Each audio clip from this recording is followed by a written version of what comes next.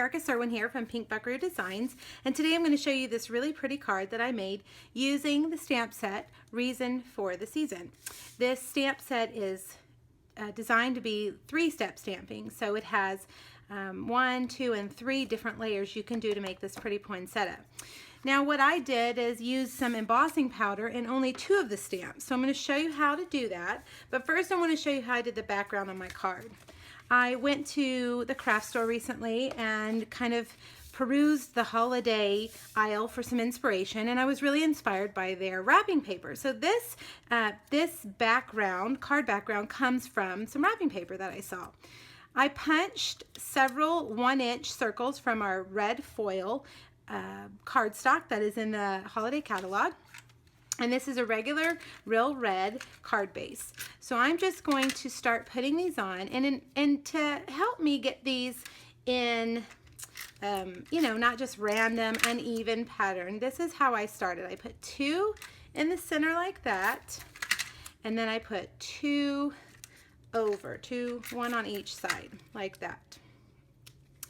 Now I'm going to take these other ones and I'm going to line them up here, and I'm going to have these come off the top like this, and then I'm going to turn my card over and cut them off even with the top of the card, and then I'm going to come down here and use the other half to line it up again right here.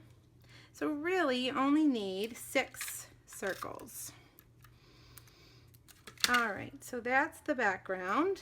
Whoops, let's move that one over. The reason I'm using snail today instead of fast fuse is because of that exact problem. I can move it around a little bit easier. Once fast fuse is stuck, it is stuck. Snail gives you a little more room to play.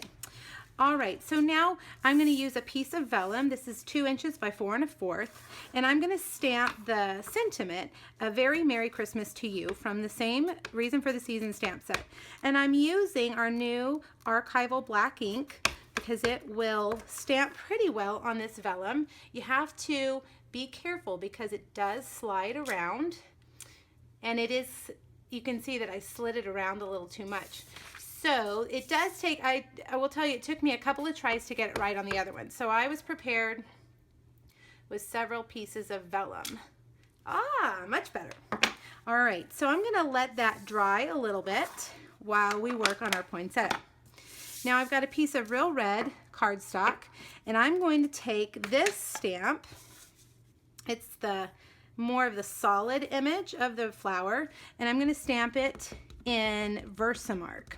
And I also want you to know I drew a dot there to show you where the tab is. Each of these stamps for the 3-step stamping have a little tab there, so you can line them up a little bit easier. And I'm going to make sure I notice where I'm putting the tab, so the tab is pointing up. Alright, so I've stamped that, and now I'm going to sprinkle it with some cherry cobbler embossing powder. And the reason you use Versamark is because it is a special ink that will hold and allow that powder to stick to it. Regular or classic ink will not do that. Alright, so I'm going to take my heat tool and heat it. It does take a couple of seconds to heat up before it really starts to make that change. Maybe about 20 or 30 seconds, and you will see that the image will start to get shiny. And you want to make sure to move it around, not to just leave it in the same spot. It will burn your paper. I had a funny incident at a class recently where we were embossing on vellum, and it just crinkled that vellum right up. It kind of turned it into a shrinky-dink. Now I'm not sure what that little white space is right there. I've never seen that happen. Interesting. Well, we're going to go with it. Things happen on these videos, ladies and gentlemen, that I swear never happen when I am just crafting along. Alright, so we're going to make sure it's all shiny and all that powder is dry. And I'm going to pick this up, this vellum piece, and I'm going to hit it just to make sure that ink is setting. That is really hard to say. Our archival ink is great for any kind of surface, but on vellum things take a little bit longer to dry, so just to make sure I don't smear it, I'm going to do that. All right, so now I've given this a few seconds to dry. You can see that it's totally done. And now I'm going to take this image, which is the more of the outline image, and I'm going to stamp it again in this archival ink this time. And let's see, there's the tab. Now I'm going to try to do this without getting my head too much in the video. I want to line these up right on top, and it really takes a little bit of focus. Let's see how this turns out. And I'm going to stamp it right there. Not bad. I got it pretty good, pretty lined up. All right, so now my leaves obviously aren't red, just the petals.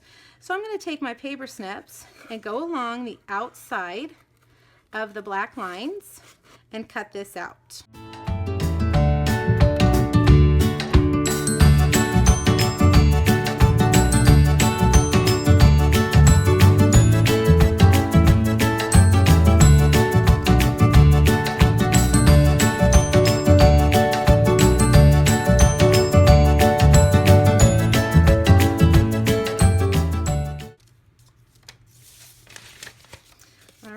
That one done, and now I'm going to stamp it again on Cucumber Crush, this time using Cucumber Crush ink, not the black.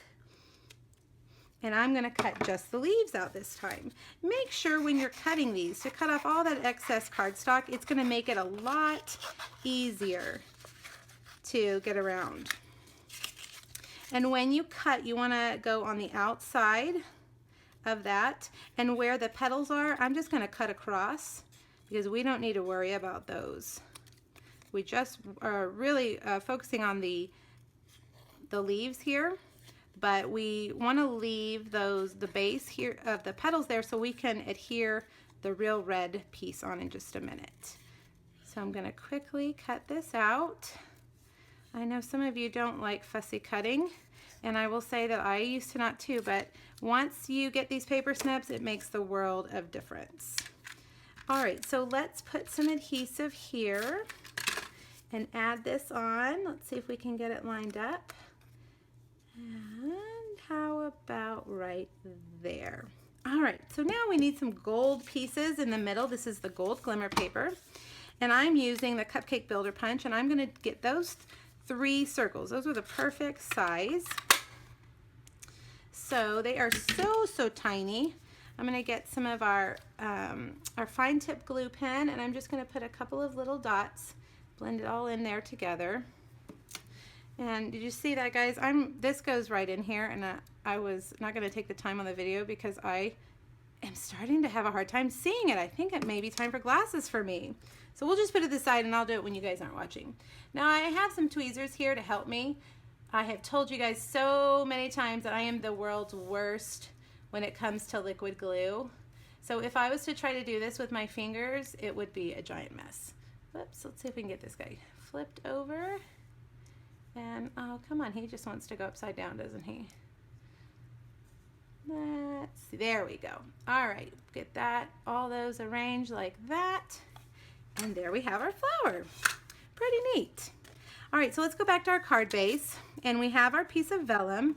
Because this is vellum, any adhesive I put behind it is going to show through. So I'm just going to take my stapler and do 2 little decorative staples there.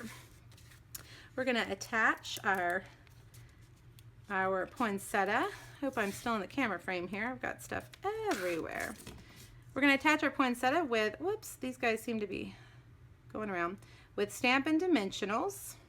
So let's see which way, yeah, like that. And to finish it off, I'm going to take some of our gold cord. Loving this gold cord, using it constantly. I'm going to wrap it around 3 times. So 1, 2, 3. And I'm going to finish it off right here with a bow. This gold cord just really, I love the way it lays down when you make a bow. It curls around. It's so cute, and it doesn't take much finagling with it to get it to sit right. All right, let's move it down, and there we have it. All right, I hope you like this. This is an interesting way to use this stamp set with embossing powder. It creates some visual interest when you look at it. And I hope that you guys are inspired to give it a try. All right, let me know if you have any questions. Remember, you can hop back to my blog to get all the specific materials that I used. Have a great day. Bye-bye.